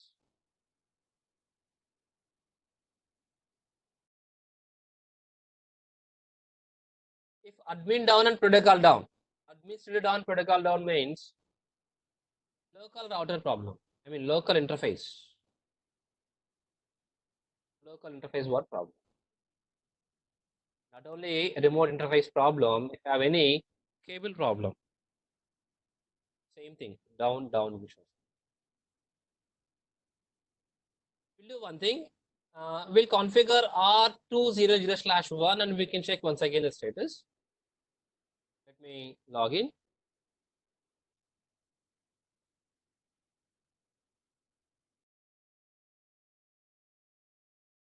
First time is the R2 interface. Now R2 router, which port number you have to configure now here? Serial port number 0/1. Okay. IP address. So what IP address are configured in R1 router? 172.16.0.1 for R1, 0.2 for R2, subnet mask 255, 255, 0.0, no shutdown. I configure no shutdown. What I'm doing is I configured encapsulation triple P. Encapsulation space triple P have configured. IP address assigned, no shutdown command, encapsulation triple P. Three commands are entered. Now let me check in a R1 router. Once again the status.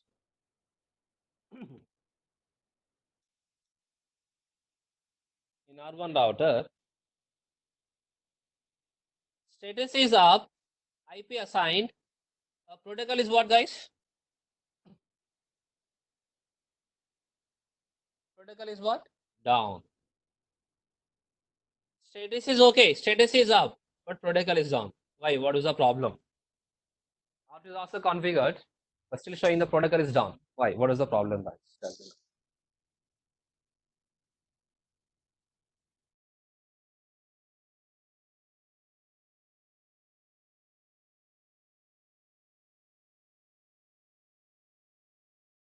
No encapsulation in R2. R2 have entered encapsulation, right?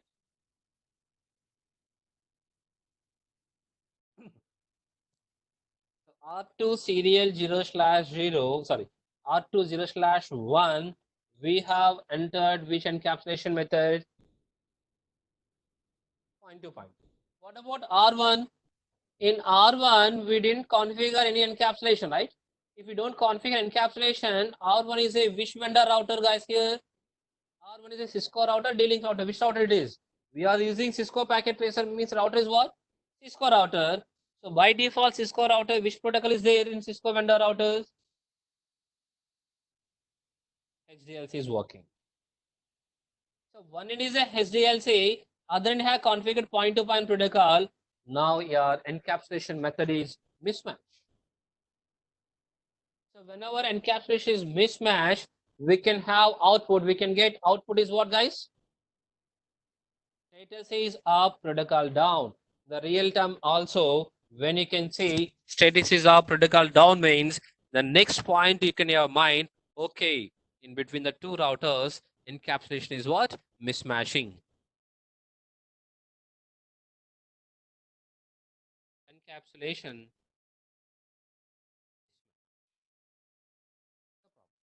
Not only encapsulation mismatch, if you don't configure clock rate, same output you can get, up down. Even in R1 router, if we configure point-to-point protocol, in R2 also point-to-point protocol, then you can get output is what, guys? Status is up, protocol is up. Let me do one thing.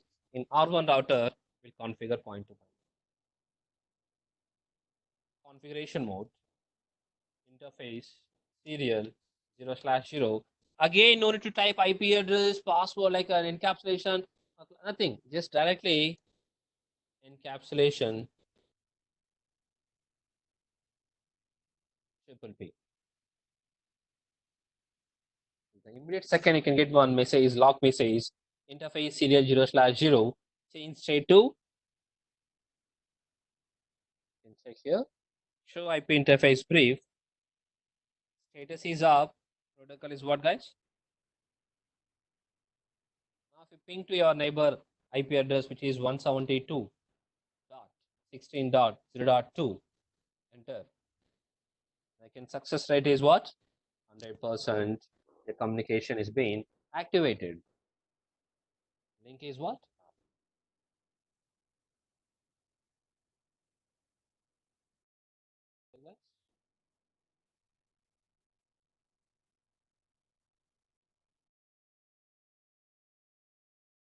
Same method, same configuration between R2 and R3 also. This is troubleshooting steps. I will give the notes. Wait for notes. Clear notes I'll give you.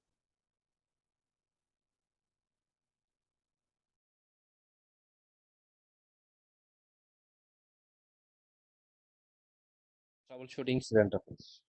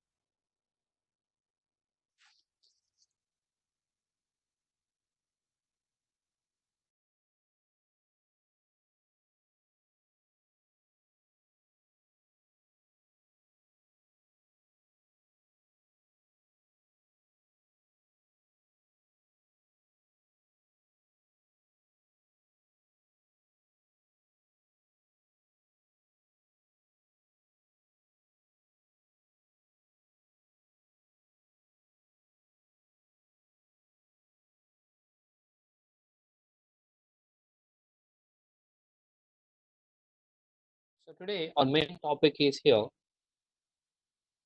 link between R1 R2. Link is how activated, what type of technology is required, what type of topology is required, what type of connectivity is required, what type of configuration is required. That's it.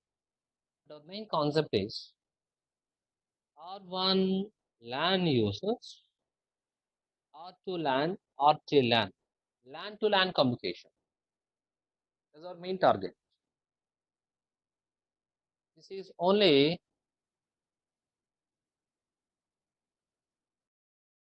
inter network. What do you mean by inter network? Interconnection of two or more networks. So just R1, R2, R3, R4 number of networks are connected. Then what is internetworking, guys? What is internetworking? Internetworking means communication, right? Like how to enable communication R1 LAN, R2 LAN, R3 LAN.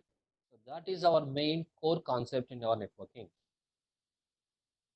To enable communication from LAN to LAN, like branch office one LAN to branch office LAN to LAN communication, we need to configure routing. Routing is required. So from tomorrow onwards, we are going to do the routing part. We have different types of methods are available, which is static routing, dynamic routing, and default routing. All the types of routing methods.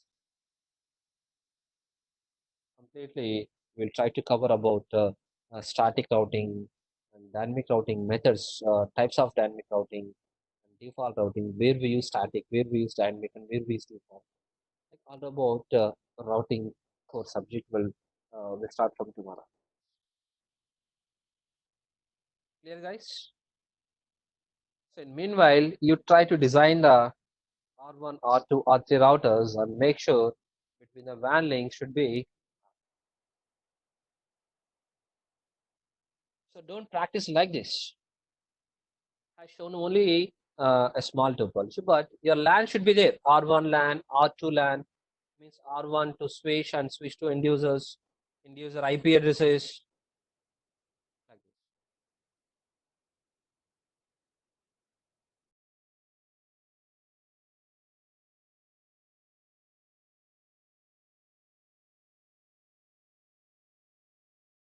First take one router and connect one cable to switch and switch to three PCs. Assign three PCs IP address. And configure router fast Ethernet IP address also. And configure host name for router. Same like take one more router. The same job. Three setups. One, two, three, three setups. Define the name. R1, R2, R3. Here 192.168. If you use 2.1. Here 192.168. 3.1. Here 192.168. 4.1. Like in assign it. Now add the WAN links and connect the cables and configure it. So this topology, make sure it. Clear, guys? So this is all about for today. I'm going to end the meeting. If you have any queries now.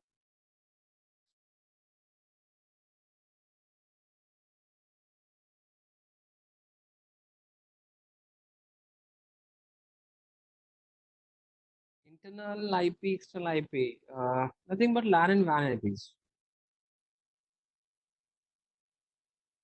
As soon as I have not prepared the commands for all the nodes, let me make a commands for the PDF or notepad. Then I'll share you.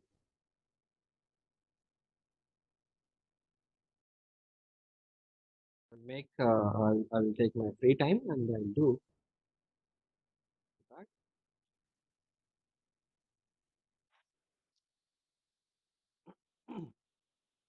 Okay.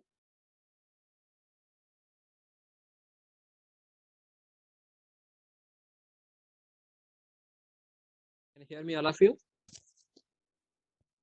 Just wait for 5 minutes. We'll discuss about VTY password and we'll leave for today.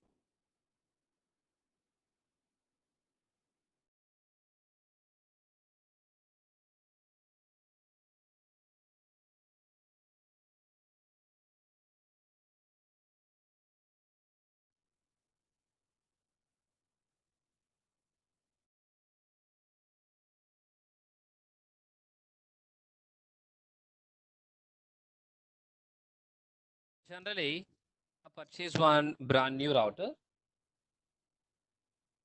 connected to network admin via which cable, from where to where, which port to which ports. Console port. Your PC to router console port, right? So means network administrator physically directly he can access router by using putty application, some software, right? So this cable we called a rollover cable, or we can call console cable. It's okay. But what about your employees, like a junior administrator 1, junior administrator 2, and some employees, your network team is there. Like how the all the users can log into router? If network administrator have a direct cable, console cable is there, console port is there, they can access the router. But how these users can log into router? Means, do you think you have a 5 and 6 console ports in the router? Only one console port. So what about remaining all? Like in my network team is a 100 members is there. Like how 100 users can log into router? The network administrator, this connectivity is a physical connection to directly R1 console port to administrator, local administrator. The physical connectivity. Remaining all users required a virtual connection. Remote login. Simply can say remote logins. Nothing but virtual logins, virtual sessions. So to log in the virtual sessions, we don't require any emulation softwares. We don't require any putty or minicom or hyper terminal, nothing. So these virtual logins can done from your basic here. Just open your command prompt. Any PC command prompt. So from here, we can log into your office routers by using one service called what? Telnet. So telnet space your router IP address. 192.168.0.1, let's say my router IP address. Showing the what is the message?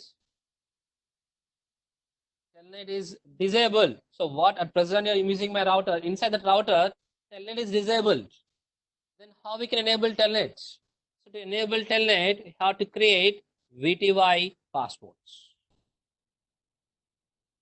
Command is line VTY.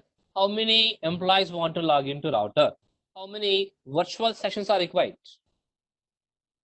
Like here PC 1, 2, 3, 4, 5 PCs are the example. The starting number is a 0, 1, 2, 3, 4. Means from which number to which number we require the virtual sessions? 0 to 4. So line VTY 0 space 4. Have a 10 members 0 to 9. Have a 100 members 0 to 99. Have a 1000 members 0 to 999.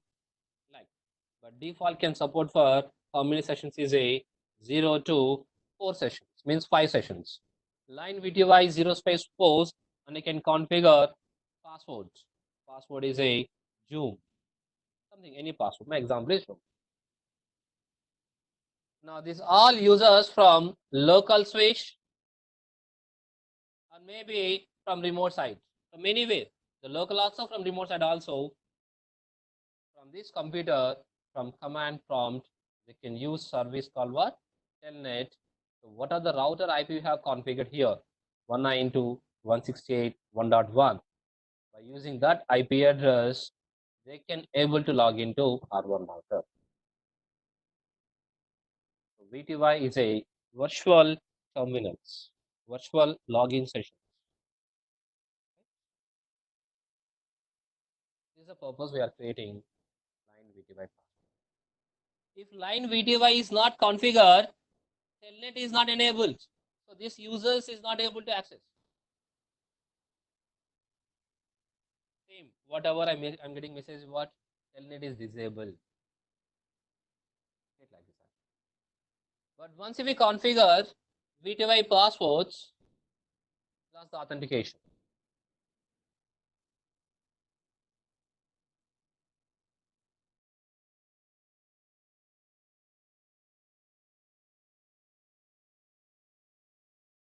Just for example, I'm connecting only one PC.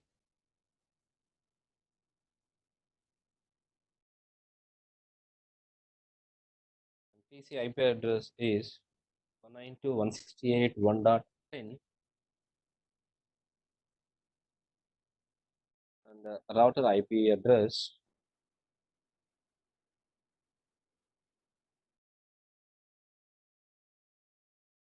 interface pass ethernet 0/0 IP address 192.168.1.1.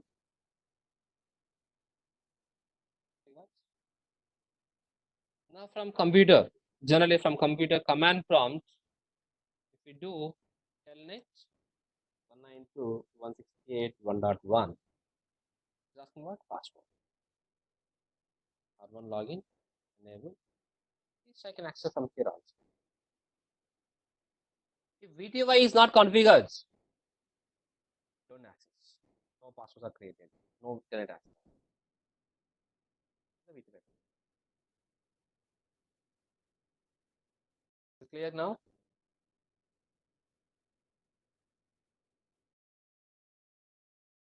Right. Thanks to once again. Thank you all of you.